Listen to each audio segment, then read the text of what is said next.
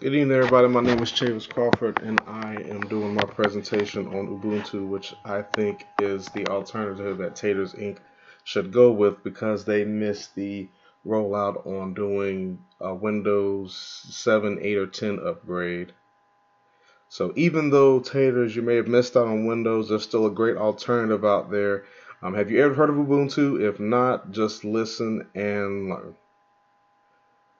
So the reason I would choose Ubuntu over Windows is that Windows XP isn't as updated as Windows 10 or the newest version of Ubuntu that was released. The Windows desktop overall, to me as well, isn't as rich as Ubuntu, which I will show you upon logging in. The thing for me is I don't feel as if though someone would really need the option to make multiple shortcuts to the same file or a duplicate of a file, and somehow one day it gets deleted and you pull up something and you have no idea exactly what's going on. With the Ubuntu desktop, any updates that we may miss out on are easier to locate to me later on instead of searching meticulously through the control panel for the option. So as you can see here, the desktop, of course, is different than that of the Windows environment. The Windows environment, if you would look in the lower left-hand corner, you would have the start menu. And I actually had to manipulate this. I opened up the terminal and typed in a command because initially it's over on the left side. But because of the command that I used, it is going to be down here. So kind of similar to Windows, so that way it wouldn't confuse you. But as you can see, there are certain things that will load up or that will come up here. You've got your files, you've got other extensions and apps here as well.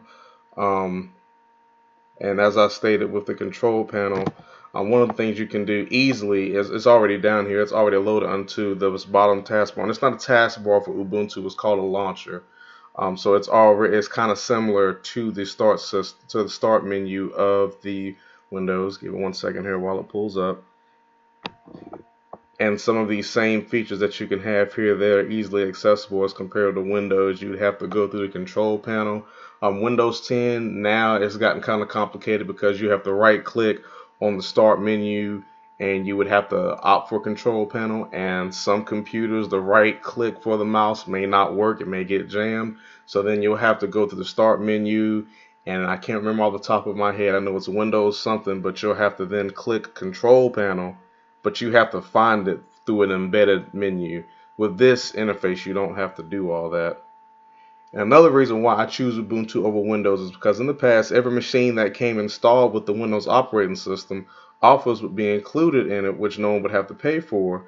But as most of you have noticed, Microsoft, of course, is all about the money, and they've been charging at least $100 per license for someone to maintain full functionality of Windows after its initial trial run when you purchase, a new machine that runs Windows or something like that. In order for you to upgrade it, you would still have to purchase it, which can run anywhere between maybe $100 to $200.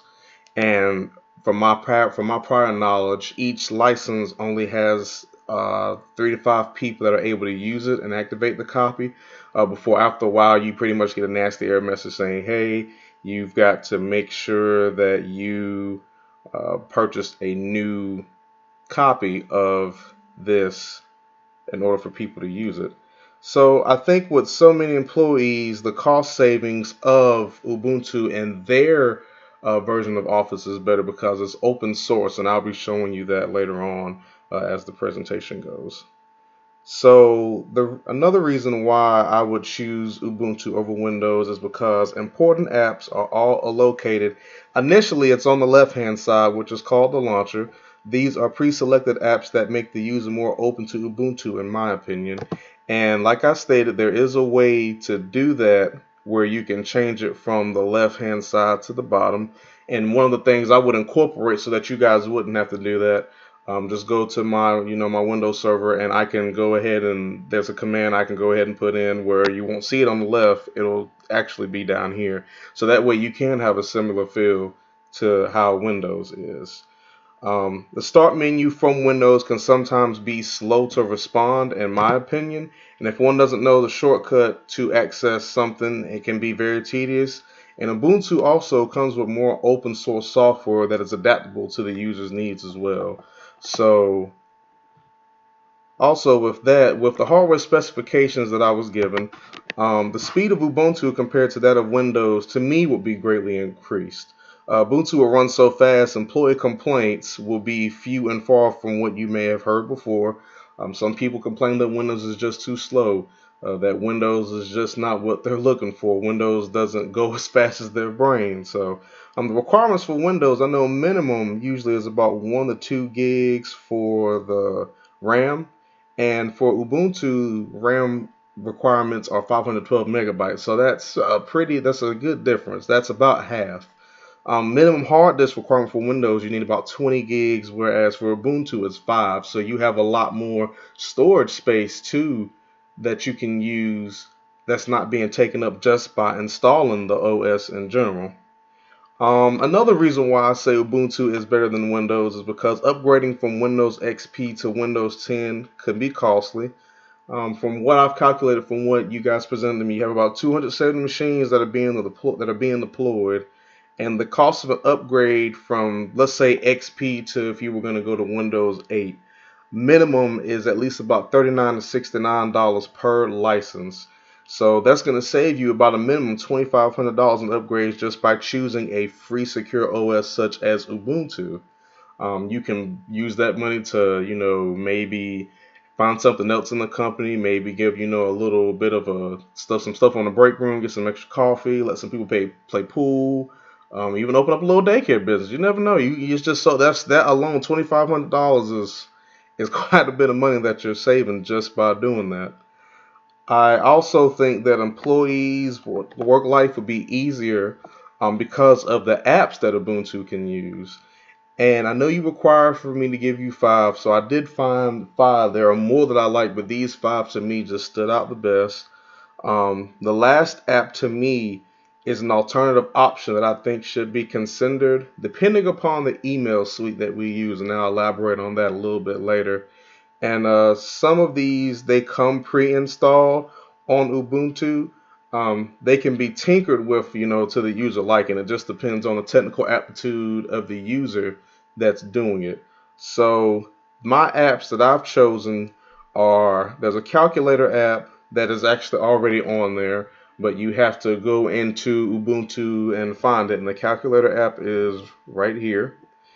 There is one that I also downloaded called the VLC Media Player, which is right here. You also have LibreOffice, which is pretty much the Ubuntu version of Microsoft Office. And as you can see already on the desktop, you've got Writer, which is pretty much Word. You've got Calc, which is spreadsheet. And you've got Impress, which I think is PowerPoint. And then one of the other options I added was Dropbox, which I'll elaborate on that. And you can't do anything without having to me, a decent web browser. And the best web browser out there right now is Google Chrome. And that's the app that I feel like, even though it's user choice, because Ubuntu does initially come with Mozilla Firefox, as you can see here. Let me see.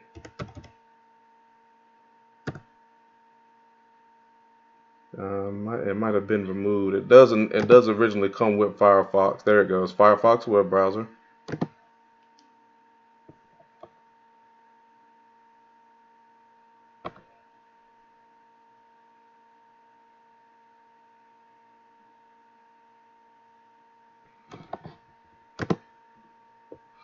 And as you see, it may take some time to pull up as well, which is another reason why I decided to go with Google Chrome. And then you also we do have our email, but I will show you once again why Google Chrome will be good in that regard as well. So let's start with why I chose Calculator. Here's Mozilla just so you can see. And I'm going to show you the difference between Mozilla and Google Chrome as to why I chose Google Chrome. So as you can see, Calculator. Simple mathematic functions are easy to do. To me, it's good for the finance department. It allows for quick reference. Doesn't occupy a lot of space on the desktop and can easily be made as a launcher default through a server. That's something that I can do, of course, once again. As you see, when you look here, it's an option that's unlocked from launcher. Now, the user can do this, but I can go ahead and put that on there. That's one less thing they have to do. Say a new employee comes and there's like, hey, what new apps do I need? You just tell them, don't worry about it. IT guys already handle it. Calculator is one of them. You just do finance, pull it up, and boom, bam, bam. Something like 6,900 plus 6. Just simple mathematical equations, something like that. That would be good for calculator. That's why I did use calculator as one of the apps. Then I did come pre-installed on there, but you do have to go and find it. The second app is the VLC Media Player. It's a free version of pretty much, to me, it reminds me of a Windows Media Player. Can view videos in formats such as MPEG, MP4, etc. And the best part is it's an open source software, so you don't have to do too much other stuff to it. And to me, it gives you more of an option for, like different services, universal plug and play. You can even go to the internet, get different radio. You can do a lot of stuff within the VLC media player. And the reason we have this too, even the screen capture, it's so much stuff you can do within this. And I think it makes it easier. Let's say someone needs to give a presentation. You have to give an important presentation. Let's say we have someone come from our corporate office in California and they're doing something, you have to make something for them. This would be the ideal thing for you guys to use. So this brings me to another app, LibreOffice, which is pretty much, it offers a alternative to Microsoft. Now, I know most of these employees are used to Windows, which is fine, but LibreOffice can do a lot of the same thing that regular Office can do. It may not have you, and see, as you can see right here, you've got write a document, you got pretty much, you go down here, Word or Office, Word, Excel, presentation, and then they have some other things here. And I want to say some of this is probably like Access, like database, spreadsheet, and stuff like that. But it still gives a different version of it. And this is free. This is free. Once again, I say this is free. It's not something you have to buy. It's free. So that's just wonderful. And as you can see, just make a regular document. And you can save it as, let me see here.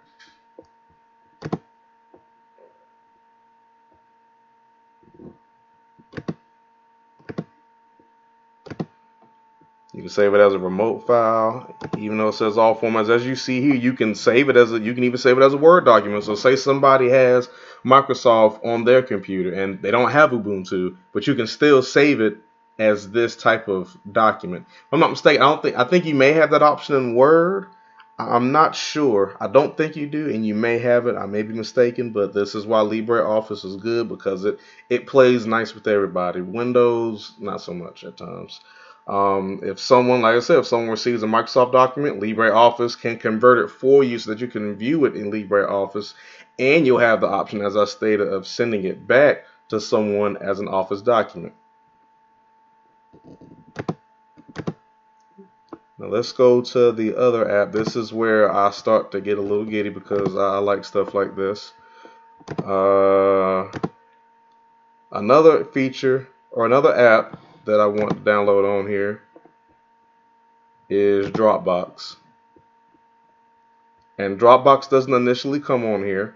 Dropbox, you do have to go to the store and find it. But once again, this is something that I have no problem putting on here as part of the initial deployment for these computers. Infamous Dropbox, as most of y'all know, it actually would allow departments to create, of course, documents, folders.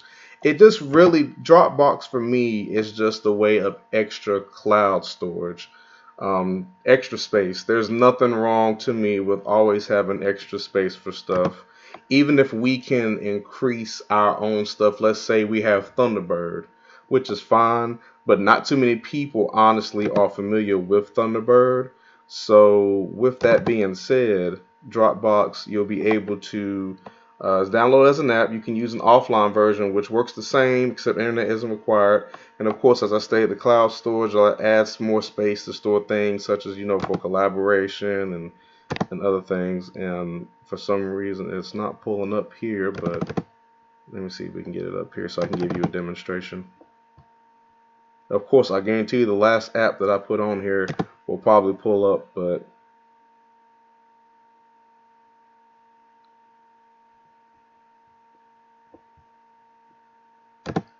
okay. So I might have to do it differently like this then, even though it is an app that's on here.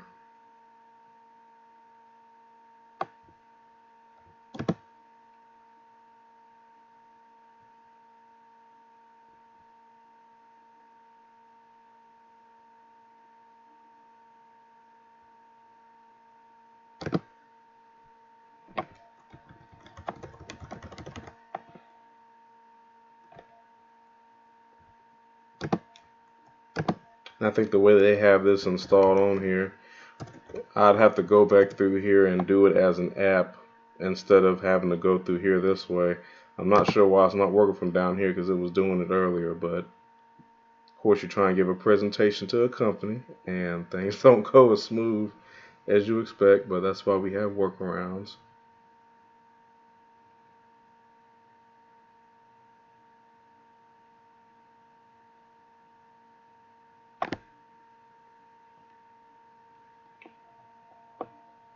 So here you go. As you can see, Dropbox file hosting service. And this would be good for, like I said, different departments. They can save certain files in Dropbox. And even though they may not be accessible necessarily by everybody, which is fine, because you may not want everyone to have access to a certain thing or file, which still, through the file server, you can limit the access period. It's just the fact of just having extra space. That's all it is, just extra space. And lastly but not least, if you can see the browser that I pulled it up in, yes, Google Chrome. Google Chrome is, to me right now, the best web browser. Even though Mozilla is the default for Ubuntu, Chrome would be ideal, especially if all email is done through the G Suite environment. And when I say G Suite, of course, Gmail. And Gmail in itself just, it's another thing of more storage. It allows for Drive, which most of you see is Google Drive, just more storage, just more cloud space.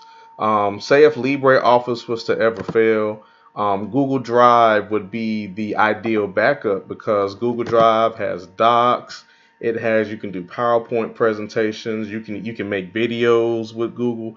Google just has a lot more apps that would be, suitable for the office environment.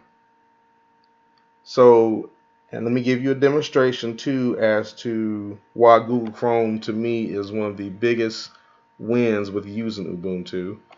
As you can see, as it's loading up to the left, you have my drive, things to share with me recent. You have Google Photos, Star Trash, backups, and I think Google automatically gives you about 15 gigs of extra storage. So that's just more, and that's not just with emails. That's just for anything.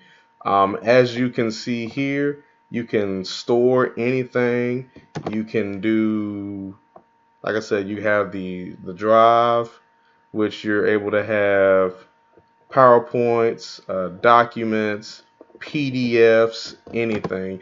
And with also the thing with LibreOffice, which was a good thing, and Google allows you to do it too. They have apps that are allowable for PDF creation. And one last neat thing that I thought for Google Chrome, why it was, pretty good to be used, Mozilla does not have this that I have seen.